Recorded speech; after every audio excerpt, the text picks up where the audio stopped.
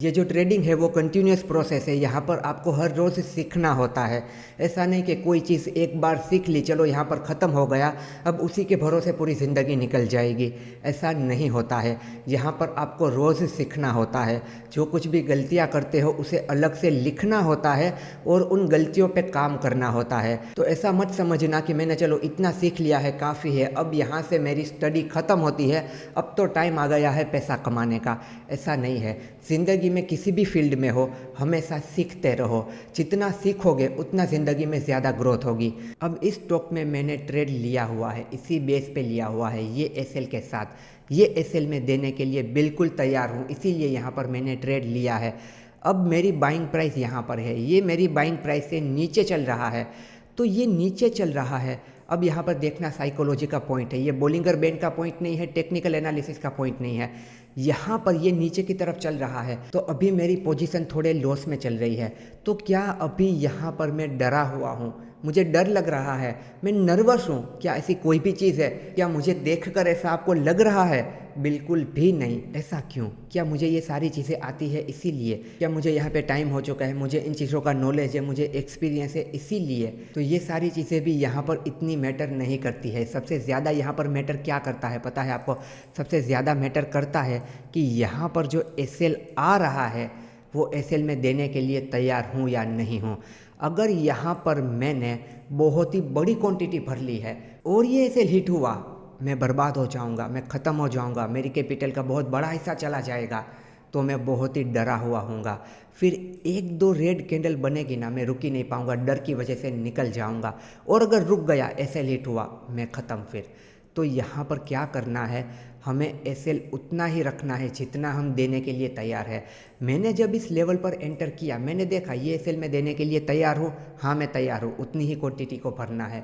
मैंने देखा मैं ये एसएल देने के लिए तैयार नहीं हूँ, तो क्या करना है, क्वांटिटी को कम कर देना है। ये सारी बातें मैंने आपको समझाई हुई है। अगेन से मैं इसीलिए कह रहा हूँ क्योंकि यही सारी चीज़ें आपको ट्रेडिंग में काम आएगी। ये आपके upper band, lower band, middle band, ये ट्रेंड लाइन, ये आपका स्ट्रक्चर, ये आपकी कैंडलस्टिक पैटर्न, ये आपकी चार्ट पैटर्न, आपको कोई भी काम में नहीं आएंगे जब तक कि माइंडसेट सही नहीं करोगे, ट्रेडिंग साइकोलॉजी डेवलप नहीं करोगे, रूल डिसिप्लिन पे काम नहीं करोगे, risk management, money management, risk reward ratio को देखकर नहीं चलोगे, तब तक कुछ भी नहीं होगा।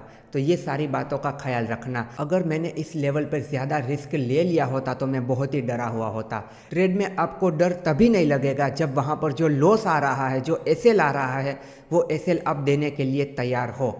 अगर वो एसएल देने के लिए तैयार नहीं हो, एक रेड कैंडल बनेगी, आपका दिल आपके हाथ में आ जाएगा, बिल्कुल ही डर जाओगे। ना वहाँ पर आप कोई भी टारगेट तक रुक पाओगे, ना वहाँ पर आप अपने एसएल तक रुक पाओगे, बीच में से ही निकल जाओगे। और ऐसा हर बार करते रहोगे, फिर आप अफसोस करोगे, आपका कॉन्फिडेंस डाउन हो जाएगा, आपको सारी चीज़ें आती होगी, फिर भी आप ट्रेडिंग नहीं कर पाओगे। तो यहाँ पर जो मेन चीज़ है उन पर आपको ज़्यादा ध्यान देना है। इसीलिए मैं टेक्निकल के साथ साथ इक्वल इम्पोर्टेंस देता हूँ इन सारी चीज़ों को। मैं कभी सिर्फ टेक्निकल के बारे में बात नहीं कर रहा कि ये टेक्निकल एनालिसिस का कोर्स है तो चलो टेक्निकल बातों को हमने कर लिया, टेक्निकल चीज़ों को हमने समझ लिया, क्योंकि मुझे पता है अगर इन सारी चीज़ों पर आप ध्यान नहीं दोगे तो ये टेक्निकल कोई भी काम नहीं आने वाला। इसीलिए मैं उन सारी चीज़ों को भी इक्वल इम्पोर्टेंस देता हूँ। और इसके बेस पर काफ़ी सारे लोग स्कैल्पिंग करना बहुत पसंद करते हैं।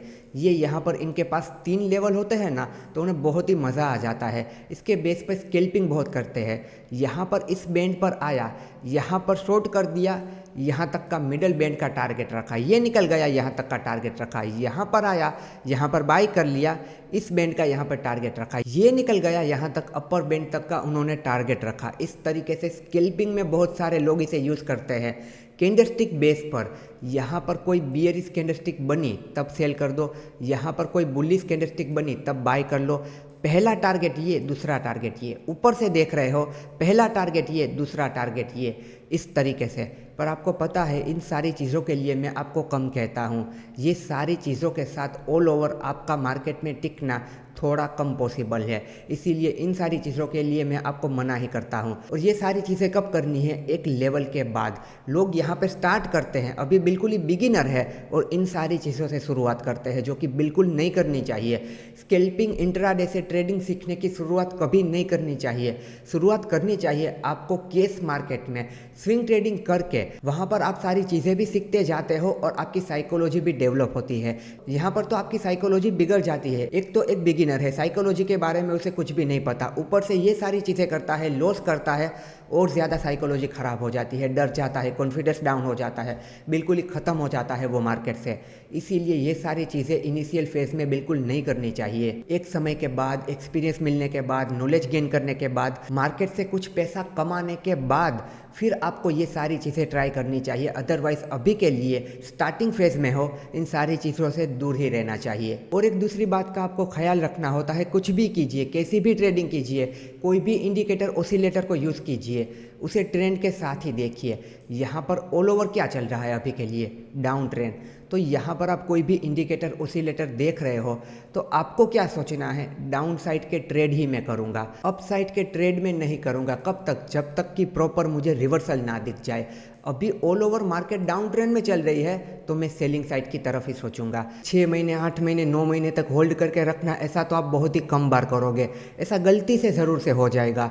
आपने कोई स्विंग ट्रेड लिया है, वहाँ पर आपको लॉस होने लगा, आप लॉस को बुक नहीं करोगे, इस उम्मीद में बैठे रहोगे कि ये एक ना एक दिन तो रिकवर करेगा। उस एक ना एक दिन के चक्कर में आप उसे होल्ड करके बैठे रहोगे, फिर वो चला जाएगा आपका पोजिशनल में, और पोजिशनल के बाद वो चला जाएगा आपका लॉन्ग टर्म में, क्योंकि वहाँ पर आपका लॉस रिकवरी नहीं होगा। तो ऐसी कोई गलती मत करना। जो भी डिसाइड किया है, ऐसे लाता है, ऐसे लेके निकल जाना है, ऐसा कुछ भी मत करना, वरना आपका पैसा ब्लॉक होके रह जाएगा। और यहाँ पर एक और बात ये कि इस लेवल पर हम डिस्कस तो करते हैं कि यहाँ पर हम एंटर कर गए, ये हमने ऐसे लगाया, यहाँ पर हमें प्रॉफिट भी हो रहा है, पर ये जो चीज़ होती है ना, हमें हमारा प्रॉफिट जाता हुआ दिख रहा है, यहाँ से प्रॉफिट में से हम लॉस में आ रहे हैं, हमारा प्रॉफिट कम हो रहा है, यहाँ पर इस लेवल पर दिल हाथ में आ जाता है कि अब क्या होगा, कहीं इस तरीके से निकल तो नहीं जाएगा, मेरा एसएल तो हिट नहीं हो जाएगा, मुझे ज़्यादा लॉस तो नहीं हो जाएगा। हज़ार तरीके की चीज़ें यहाँ पर आपके दिमाग में आती है।